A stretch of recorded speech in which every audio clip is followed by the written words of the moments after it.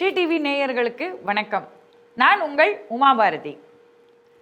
நாம் வரிசையாக மகாகவி பாரதியாரோட புதிய ஆத்திச்சூடி பார்த்துக்கிட்டு இருக்கோம்.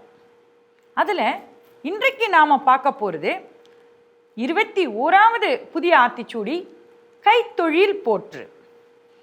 கைத்தொழில் அப்படின்னா, கைத்தொழில் ஒன்றை கற்றுக்கொள், கவலை நமக்கில்லை விட்டு தள்ளினார் பாருங்க. அதாவது நாம் படிக்கிறோம், பள்ளிக்கூடம் கல்லூரி எல்லாம் போய் படிக்கிறோம். ஆனால் அப்படி படித்த படிப்போடு சேர்த்து நமக்கு ஒரு தொழில், எக்ஸ்ட்ரா கரிக்குலர் ஆக்டிவிட்டீஸ்ன்னு சொல்லுவோம் இல்லையா, அந்த மாதிரி ஒரு தொழில் நம்மக்கிட்ட இருந்ததுன்னா அது நம்மளை எந்த இடத்துலையும் அது காப்பாற்றும். இதைத்தான் மகாகவி கைத்தொழில் போற்று அப்படின்றார். ஒரு வில்லவன் ஒருத்தன் ஒரு படகுல போயிட்டே இருக்கான். போயிட்டே இருக்கும்போது திடீர்னு ஒரு புயல் காற்று அடிக்கிறது. அந்த புயல் காற்றுல அவனோட படகு கவிழ்ந்து அந்த படகு மூழ்கிடுது. ஆனால் இவனுக்கு நீச்சல் தெரியும். அதனால் என்ன பண்ணுறான், அப்படியே நீஞ்சி நீஞ்சி நீஞ்சி பக்கத்தில் எந்த கரை இருக்குன்னு பார்த்து ஒதுங்குறான். இவன் ஒதுங்கின இடம் ஒரு தீவு. அந்த தீவில் பழங்குடியின மக்கள் மட்டும்தான் இருக்காங்க. அந்த பழங்குடியின மக்களுக்கு நம்மளை மாதிரி சாதாரணமாக நகரத்தில் வாழ்கிறவங்களை பார்த்தாலே அதிசயமாக இருக்கும். வேற ஏதோ புதிய ஒரு ஜந்துவை பார்க்குற மாதிரி பார்ப்பாங்க இல்லையா. அதனால விலவனை பார்த்த உடனே ஒருத்தன் வந்து பார்த்துட்டு போய் ஊருக்குள்ள போய் தலைவர்கள் எல்லாரையும் போய் கூட்டிட்டு வர்றதுக்காக ஓடிட்டான். இவனுக்கா ஒரே பயம், நம்மளை எதையும் செஞ்சிருவாங்களோ.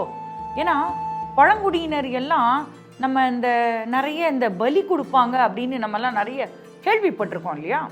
அதனால இவனுக்கு ஒரே பயம். அதுக்குள்ள உள்ள போனவன் என்ன பண்ணா, ஒரு 2 பேரை கூட்டிட்டு வந்துட்டான்.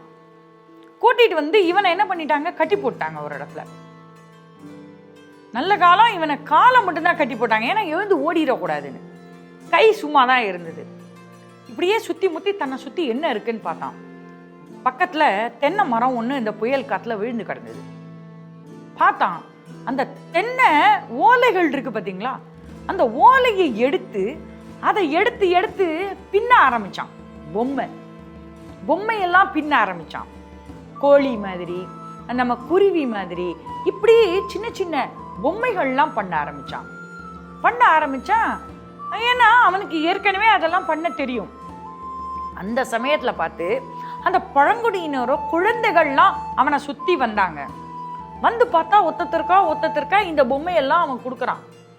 அந்த குழந்தைகளுக்கு அதை பார்த்த உடனே ரொம்ப சந்தோஷமாயிடுது.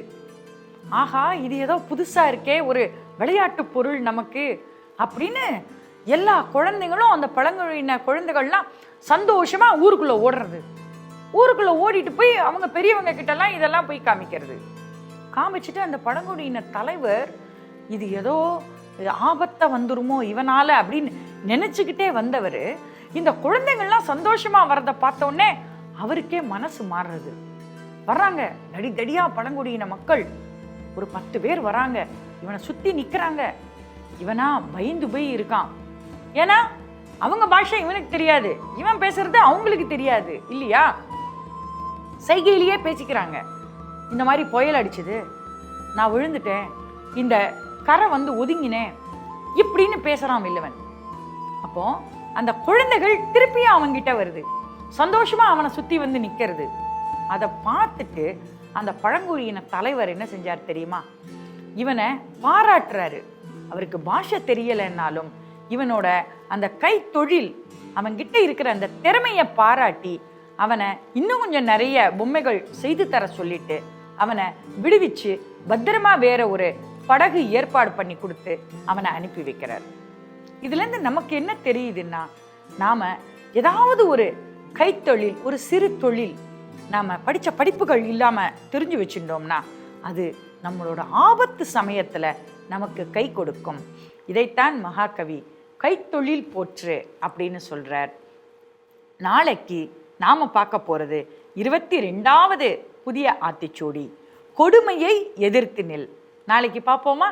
நன்றி, வணக்கம்.